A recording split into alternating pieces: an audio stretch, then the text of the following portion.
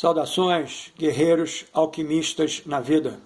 Sejam bem-vindos ao canal Tempo Negativo 25567. Hoje é meu dia solar 22522.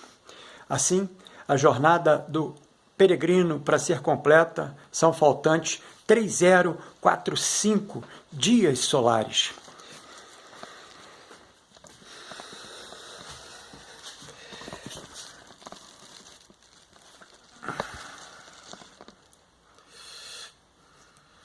Hoje é meu ensaio 26 de janeiro de 26. Que legal, né?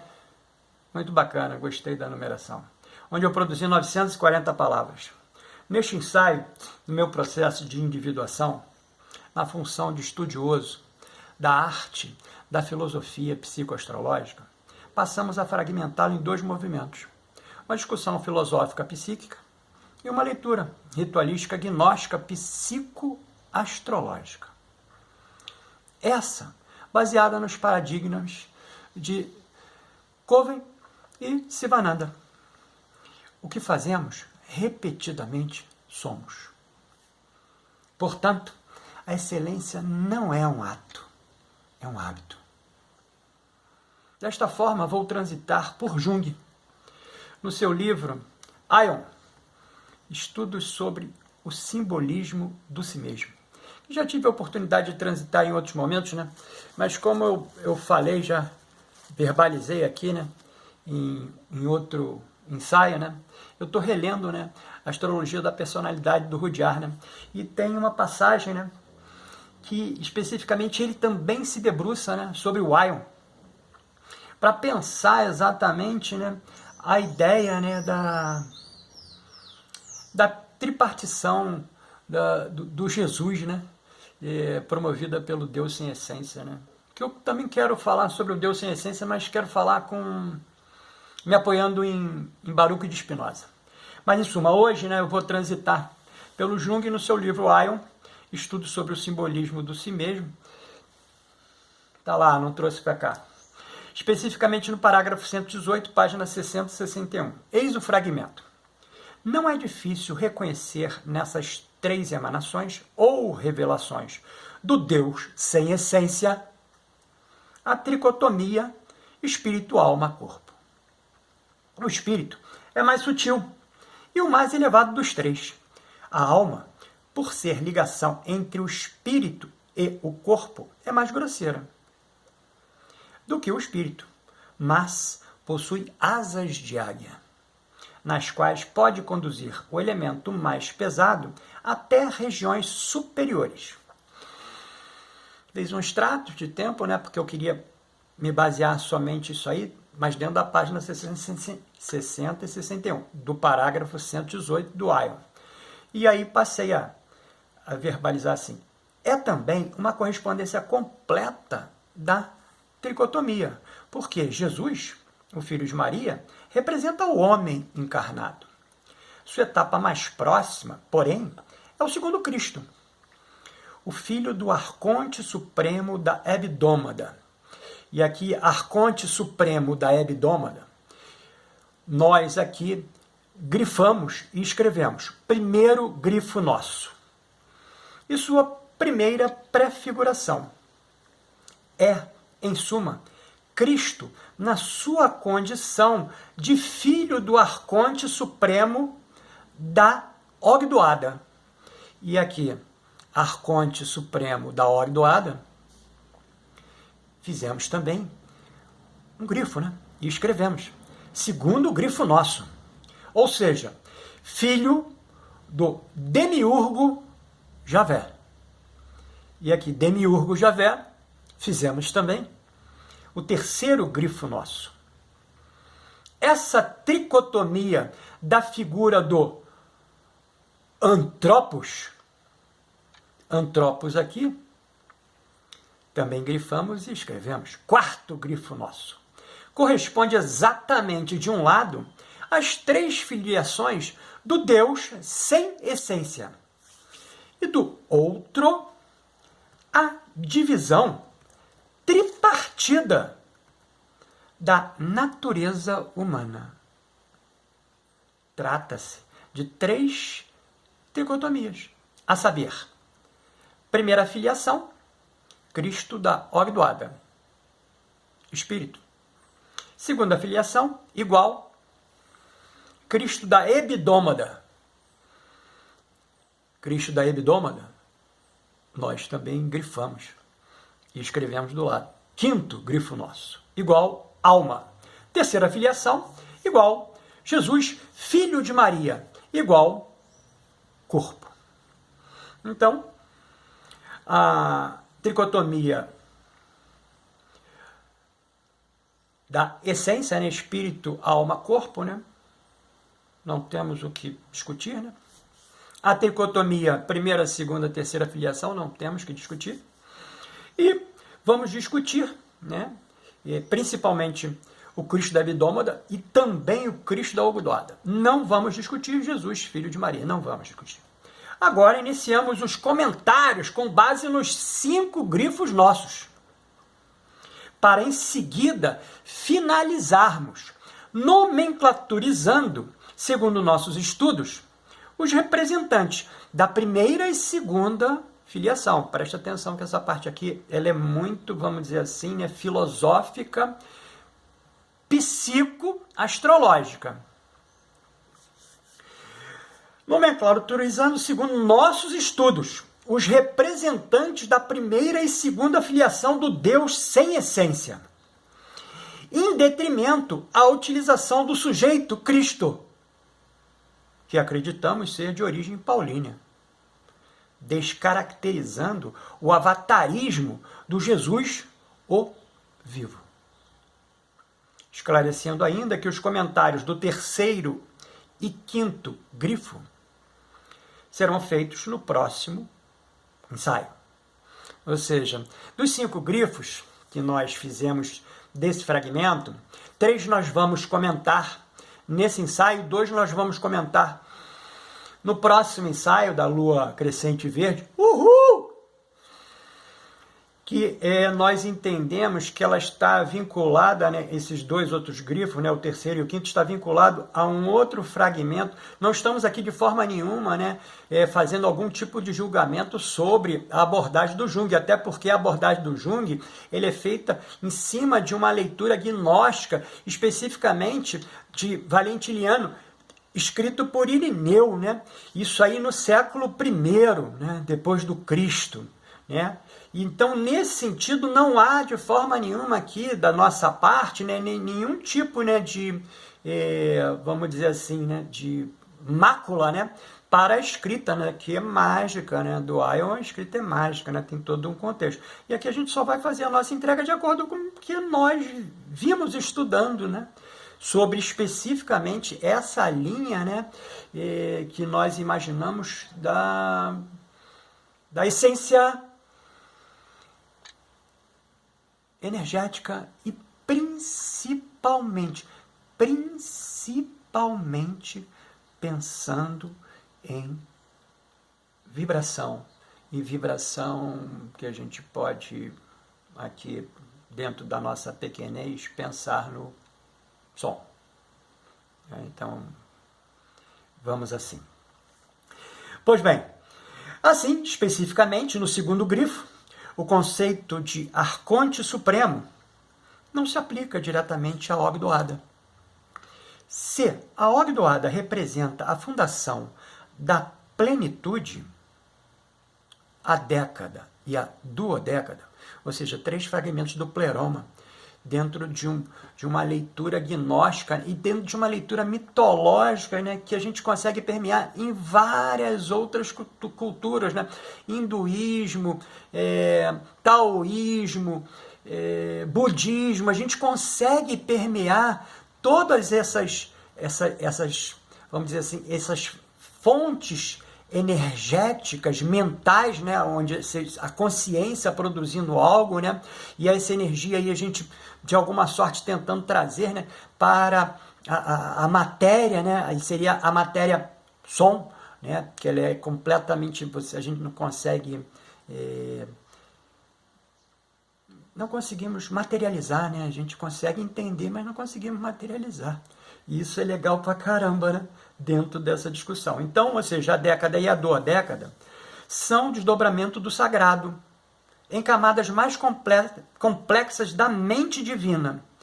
Olha que legal que a gente escreveu aqui, ó. Como ondas se propagam a partir de um centro luminoso. Então o centro luminoso está aqui, né? Vamos imaginar, né? E aí esse centro luminoso, né, irradiando algo, né? Essa irradiação ela tende gradativamente a se distanciar do ponto, né? E esse distanciamento do ponto é o que a gente consegue imaginar como sendo ondas, né? Que seria, né, aquela experiência que me fugiu agora aqui de quem é o autor, mas é mágica, né? Que é o elétron, quando ele é observado, né, ele consegue se, vamos dizer assim, né, dicotomizar, né, em dois movimentos específicos. Né? Isso é legal a pampa. Então tá. Os íons, né, como as ondas se propagam a partir de um centro luminoso, os íons da década e da duodécada surgem como refinamentos sucessivos. Essa ideia de surgir, né, ela ficou faltando para nós aqui um termo mais adequado, né, porque esse surgimento, né, não é material, né, ou seja, é um exercício mental, né, então não dá para falar que também foram criados, né, e não dá para falar que eles são existentes, né, porque eles estão dentro de um universo único, exclusivamente vibracional e mental. Mas é legal da gente pensar nos processos de declinação, né, ou seja, do máximo, né, e declinando, declinando, declinando, declinando, quer dizer, ou seja, todos vão chegar a nós, né, que somos a centelha divina, né, desse tamaninho assim, né, desse inefável, né, que não está dentro de forma nenhuma dentro do pleroma, hein? Isso é legal da gente pensar, né? O pleroma é a estrutura pensada para ele, para poder, vamos dizer assim, né, elencar toda essa vibração mental ou sonora, né, dentro de um contexto, que é legal, que a gente já trabalhou aqui, né, as 15 cisígias, né, que são os éons da ógdo, da década e da duodécada, da ogdoada, da década e da duodécada. Surgem como refinamentos sucessivos da consciência eterna. Olha que legal, falamos aqui, né? Conseguimos escrever primeiro e falar, ou seja, refinamentos sucessivos da consciência eterna. E agora, legal, hein? Eles não são inferiores aos primeiros, mas mais próximos da fronteira entre o absoluto e o possível. Então, ou seja, quanto mais distante tiver do absoluto, do inefável, né, mais existe uma possibilidade de uma concretude, que seria um processo que aí a gente vai trazer para a linha que a gente tem trabalhado aqui, que é existencial, porque tudo isso aqui, ele é eterno, ou seja, o tempo não existe, né, ou seja, está tudo parado, né, tudo parado e tudo obrigatoriamente energizado numa única, vamos dizer assim, numa única característica, né? Atribuída por quem? Pelo inefável, para cada um desses íons. Né? E isso é legal pra caramba. Cada um manifesta um aspecto único do divino, como se a fonte buscasse se conhecer em infinitas facetas, sem nunca se fragmentar.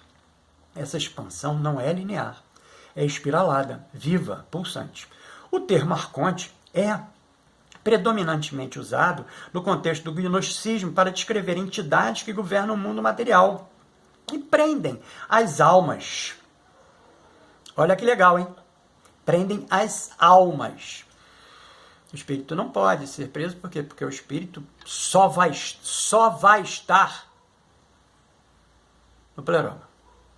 Em nenhum outro movimento vai ter espírito. Mas naturalmente a gente fala, sim, a gente fala, mas a gente fala, né, sem capacidade de perceber. Então, para fazer um processo vamos dizer, de diferenciação, a gente comenta, né? Eu vi um espírito. Não, você não vê um espírito nenhum. Você não vai conseguir ver espírito nunca, nunca, nunca, nunca, nunca. Você vai ver almas. O que são almas? Obrigatoriamente, a gente trabalha aqui, né? Ou seja, Atma, Budi e Manas. Racional superior. Pá, né? Vai fazer essa linkagem lá. Alma. Você vê isso? Alma. Legal. Para descrever entidades que governam o mundo material e prendem as almas. No primeiro grifo, o arconte supremo da Hebdômada, nas tradições gnósticas, é o Demiurgo. Ele é a entidade que criou o universo material. E os outros 6 arcontes que juntos formam a Hebdômada. Olha que legal, Hebdômada. Ou seja, 7 esferas. Essas 7 esferas, obrigatoriamente, formam a Hebdômada e formam o mundo de movimento. É a mesma matéria, digamos assim, que nós nos revestimos aqui no orbe? Não, mas ela é elementar. Por quê? Porque os elementos, ela não é essencial. Por quê? Porque o essencial está acima. Os elementos que, vamos dizer assim, materializam esse movimento, se materializa com um monte de aspas, eles estão presentes em todos os exercícios pós-eternidade. Por quê?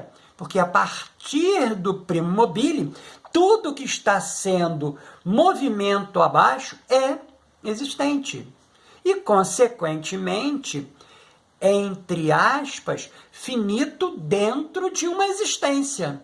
A existência essa mantida única e exclusivamente do ponto de vista mental, pelo inefável, através de as particularidades das 15 cisígias, né, dos íons. E assim a gente vai, né? Devagarzinho, para não tropeçar, para não confundir, apesar de a gente já sabendo que nós estamos tropeçando deveras e confundindo tudo, né, mas entendendo que isso é natural do nosso movimento, pela nossa capacidade de excelência que possuímos. Nós estamos no máximo da nossa excelência. É o máximo de todo? Não, é o máximo dessa consciência que reveste, né, obrigatoriamente esse Stula Sharira, que aqui se encontra como o peregrino, né, cumprindo a sua jornada. Ele é a entidade que criou o universo material e os outros 6 arcontes que juntos formam a Hebdômada. O sistema de 7 esferas celestiais que prendem a alma humana no mundo físico, roda de Sansara. O nome mais comum para o Demiurgo nessas tradições é Yaldabaoth, ou Laudabaoth. Os 7 planetas tornaram-se arcontes ou governadores intermediários entre o Uno e a matéria. O planeta Saturno, né, a última esfera dentro dessa linkagem, né, porque a gente hoje já consegue perceber, né, que nós temos Urano, Netuno e Plutão, né, acima, mas que não estão diretamente relacionados a esse, vamos dizer assim, essa nomenclaturização da Hebdômada. Apesar de hoje a gente saber, né, dentro da nossa leitura aqui psicoastrológica, né, que são vertentes, né, de formação geracional, né, ou seja, as gerações estão diretamente influenciadas por essas 3 divindades, né, Urano, Netuno e Plutão. E assim a gente vai. Planeta Saturno, Arconte, os nomes mais comuns são Yaldabaoth, também Saclas, Samael, Ator, Cronos. Ele está associado ele tem uma associação e um vício que é a presunção, audácia e engano. O planeta Júpiter, o Arconte, os nomes mais comuns são Ial, Laudabaoth, ou Zeus, ou Armas, ou Eloaiu. A associação vício é a injustiça. O planeta Marte, o Arconte, os nomes mais comuns são Sabaoth, Eloai, ou Samael, ou Astafaios, Kalila ou Umbre. A associação vício é ira, cólera. O planeta Sol, o arconte, nomes mais comuns são Adonaios, ou Hélios, ou Iabel, ou Ial. A associação vício é a realeza, orgulho, luxúria. O planeta Vênus, o arconte, os nomes comuns são Astafanos, ou Astarte, ou Anael, Adonaiaú, Sabaoth. A associação vício é Sófia e cobiça. Olha que legal o Sófia, hein? Tá, isso aí a gente vai trazer no nosso próximo ensaio. O planeta Mercúrio, o arconte, os nomes mais comuns são Elaios, ou Caim, Adonim, Ailoaios e Sabaoth. A associação vício é inveja e avareza. O planeta Lua, arcontes mais comuns são Horaios, ou Abel, Sabed ou Lau. Associação vício é riqueza e inconstância. Eu não sei se você notou, mas a gente faz algumas repetições, né, de nomenclaturas para arcontes diferentes. De onde é que vem isso? Dessas linhas gnósticas, né, que foram sendo produzidas e trouxeram. Então a gente trouxe aqui como contribuição, não estamos aqui de forma nenhuma fechando a caixa, né? A gente só consegue pensar especificamente que dentro da esfera Vênus, né, e essa esfera que vai fazer um percurso, né, um caminho irradiacional, de radiação irradiacional, né, trazendo, né, elementos energéticos para cada um desses que estão abaixo, né, que estão aí no mundo das sublunar, né, no mundo sublunar. Então, trazendo essas energias que nós acabamos percebendo, né? E aí a gente fez questão de trazer a ideia de associação vício para caracterizar a linha, né, do arconte, né? Porque se ele te entrega um vício, né, obrigatoriamente é para você fazer uso dele, pô. E você vai fazer uso e vai se lamentar a posteriori, né? Porque o uso não era dessa forma, era de outra. Mas é muito difícil, porque nós somos de uma capacidade intelectiva muito reduzida, e mais reduzida ainda pelo entorno, né? Que durante todo esse exercício encarnatório faz questão de cada vez mais nos distanciar de um verdadeiro conhecimento, né? Criando, né, vamos dizer assim, falsas ideologias, né? Crenças limitantes, para que a gente cada vez mais fique lá sentadinho, batendo palma para os malucos dançar. Para os malucos, tá? Maluco tem um monte, né? Loucos são poucos. E assim vamos. No quarto grifo, o conceito de antropos é um aion da Ogdoada. Forma a quarta sigígia. Da Ogdoada, né? A primeira, vamos dizer, usei lá em cima, vou usar de novo. O primeiro surgimento, né, desse inefável, né? Na função de que ele surge, primeiro surge Bitos. Mas Bitos é o inefável? Não, de forma nenhuma. Seria a primeira caracterização, né? A segunda caracterização, que seria o par perfeito, é Noia, né? Ou Sige.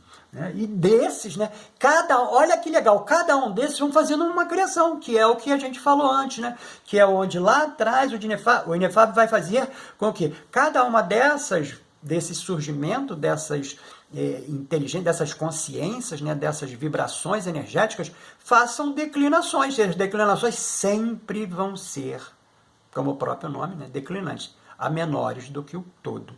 Né? E assim a gente vai, né? Forma a quarta sigígia, Antropos e Eclésia, onde Antropos, o humano arquetípico, e Eclésia, a comunidade espiritual. Matriz da alma coletiva, olha que legal, matriz da alma coletiva, mônada, coletividade, geração de um todo energético, que vai particularizando individualmente dentro de um todo, através da mônada. Este par é o ponto em que o divino se volta para o humano, e onde o humano é reencontrado como expressão do divino. Antropos é o modelo celeste. Eclésia é a comunidade espiritual que o reflete.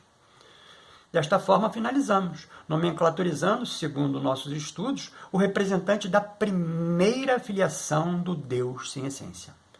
Ou seja, primeira filiação igual Antropos, igual Espírito. Nossa leitura ritualística gnóstica psicoastrológica de hoje é regida pelo Senhor do Tempo pessoal, Júpiter, vibralizando a área da vida representada na casa 11 da mandala elétrica pessoal, como a gente costumeiramente traz, né? Ou seja, tanto o Júpiter como a casa 11 da mandala elétrica, né? O Júpiter é o meu Senhor do Tempo de hoje, 26 de janeiro de 26, e a casa específica onde Júpiter está dentro da minha mandala elétrica pessoal é a casa 11. Magnetizado, né? Ou seja, o Júpiter e a casa 11, ele está magnetizado de baixo para cima, isso é elétrico, né? Pela essência do número quântico 1. Então, de baixo para cima, ou seja, aqui do orbe, né? Uma energia que acende, né, que essa energia magnética, ela está diretamente, vamos dizer assim, vibracionalizada quanticamente em estudos pitagóricos com o número 1, referente exatamente ao 26 de janeiro de 2026, né? Firmando, né, do 1 ao 9 a essência quântica do 1. Com irradiação da lua crescente amarela, energizando o chakra plexo solar, o Manipura. Ponto de ligação do corpo astral emocional, o Linga Sharira. Então, ficou interessado nessa verbalização do meu processo de individuação? Então adquire nossa mais recente produção. O plano prático de autoconhecimento do processo de individuação num viés junguiano. É claro! Disponível no WhatsApp informado aqui na descrição desse vídeo. Aproveita e escreve aqui nos comentários sua opinião. Mas não esquece de adicionar o WhatsApp, hein? Que também estamos disponibilizando em PDF pelo valor simbólico de R$ 11,18, o método terapêutico para a psique. Aquele ali, o frontispício dele está lá em cima, que é a nossa primeira entrega, né, construcional, né, de compartilhamento, né, com as outras consciências, né? Para, em contextos terapêuticos, acompanhar e auxiliar outros guerreiros alquimistas na vida a lidar com emoções difíceis, traumas e outros desafios emocionais que vamos juntos buscar o nosso equilíbrio. Lembrando em tempo que você pode obter os fatores vibracionais do seu próprio ritual gnóstico psicoastrológico dentro do sistema de consultas online, ofertados aqui na descrição desse vídeo. Você me vê no próximo vídeo.